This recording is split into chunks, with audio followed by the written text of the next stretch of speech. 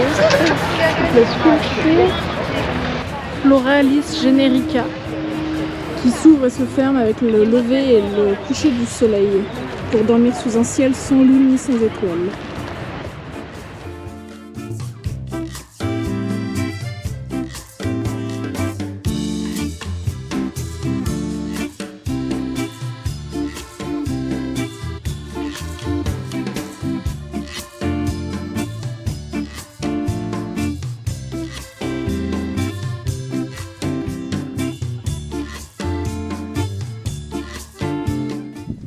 Sur la place du 25 mai, on a en face de nous la Casa Rosada, qui est l'équivalent du palais de l'Élysée.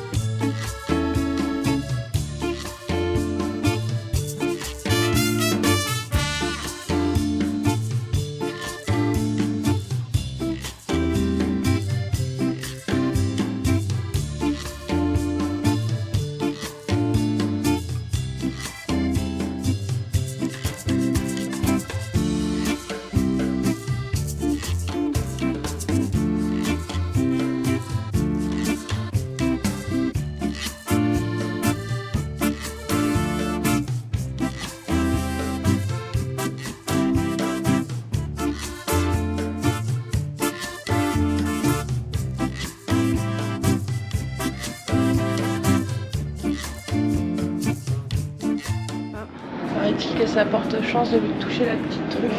Alors je touche sa petite truffe.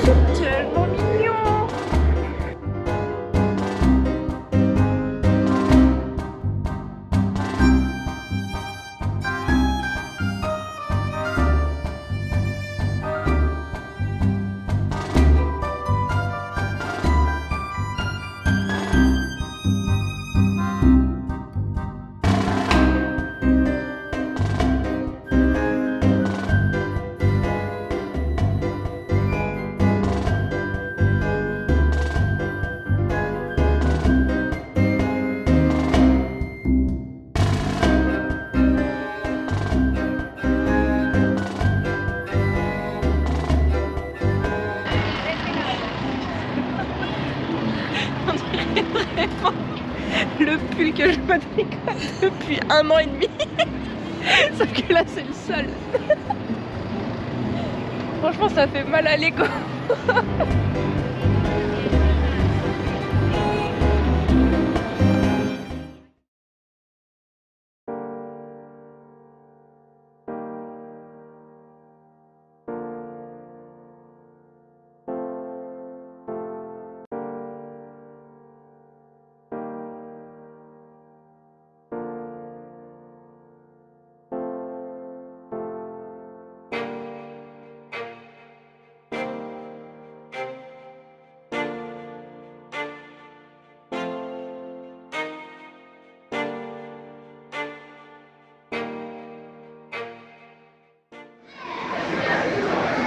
Là on est au Brésil, je comprends rien ce qui se passe.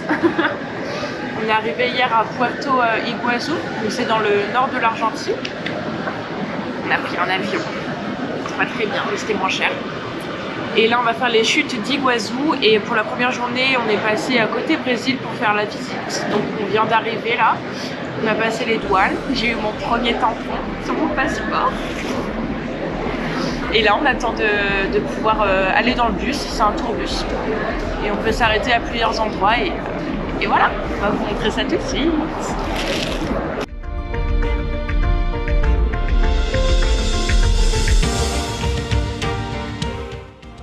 À tout moment, il y a un T-Rex, il arrive, il nous graille.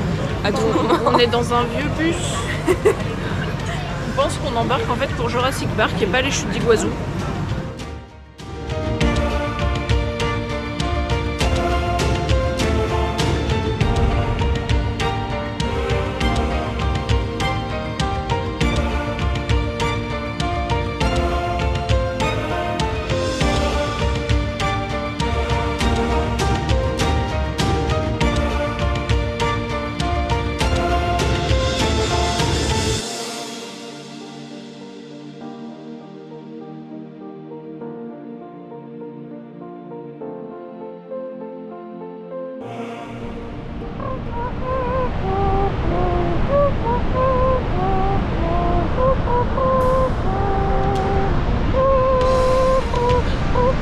Et un dinosaure apparaît. Un mosasaure!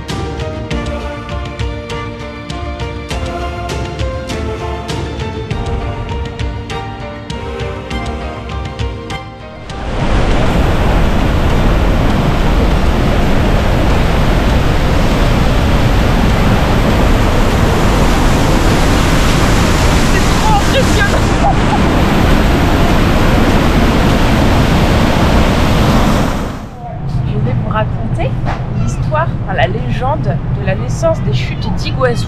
Et c'est la légende de Tarouba et Naïpi. Il y a longtemps, les tribus Guarani vivaient en paix au bord de l'eau. Ils étaient heureux sur les terres fertiles baignées par les eaux du fleuve Iguazu, habitées par le dieu Mbwa, fils de Tupa. Ce dernier avait la forme d'un monstrueux et gigantesque serpent. Il exigeait le sacrifice annuel de la plus belle jeune fille de la tribu en échange de sa protection. Tous les ans, la plus belle des filles était noyée dans le fleuve. Cette cérémonie avait une grande importance pour tous. Et elle se caractérisait par de nombreuses festivités auxquelles on conviait les tribus voisines. Une année, Naïpi, fille du grand chef Igobi, qui fut choisi pour être donné en offrande à Mbwa, très heureux de recevoir ce sacrifice. Mais les choses ne sont pas si simples. C'est très mal écrit. Des tribus voisines vinrent un valeureux guerrier nommé Tarouba. Il tomba instantanément amoureux de Naïpi. Il décida ainsi d'aller parler à son père et aux anciens afin de la sauver. Ces derniers ne se laissèrent pas convaincre, le sort de la jeune fille était scellé.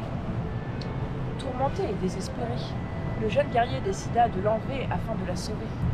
Ils s'enfuirent ensuite ensemble. Il attendit que la fête batte son plein, et au moment où le chef Igobi et le chaman buvaient la traditionnelle boisson appelée Kawim, et où les guerriers dansaient sans discontinuer, il prit Naïpi par la main et la conduisit jusqu'à un canoë.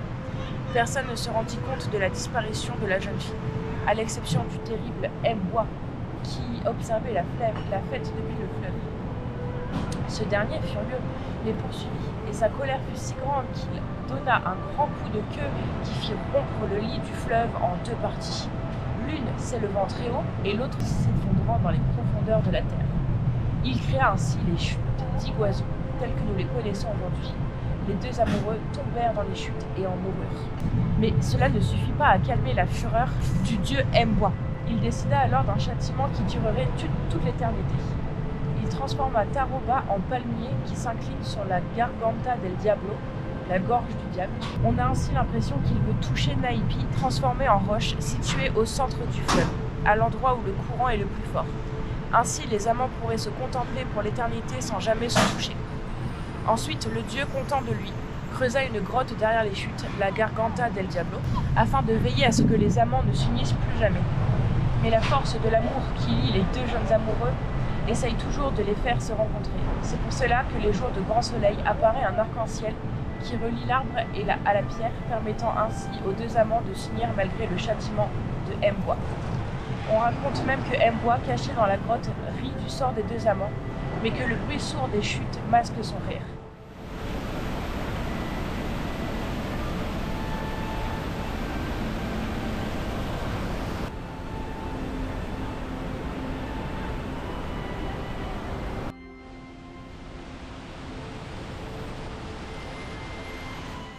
C'est ainsi que les Guarani auraient appris à écouter les rires et les pleurs de la nature.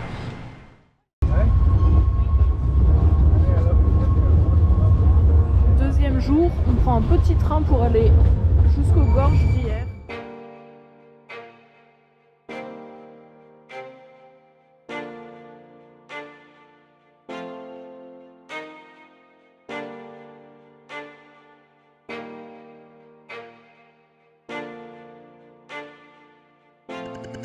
Joe.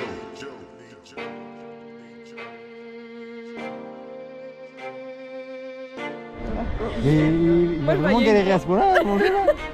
Moi je voyais une branche qui... Non, mais il essaie de le sauver, il peut respirer.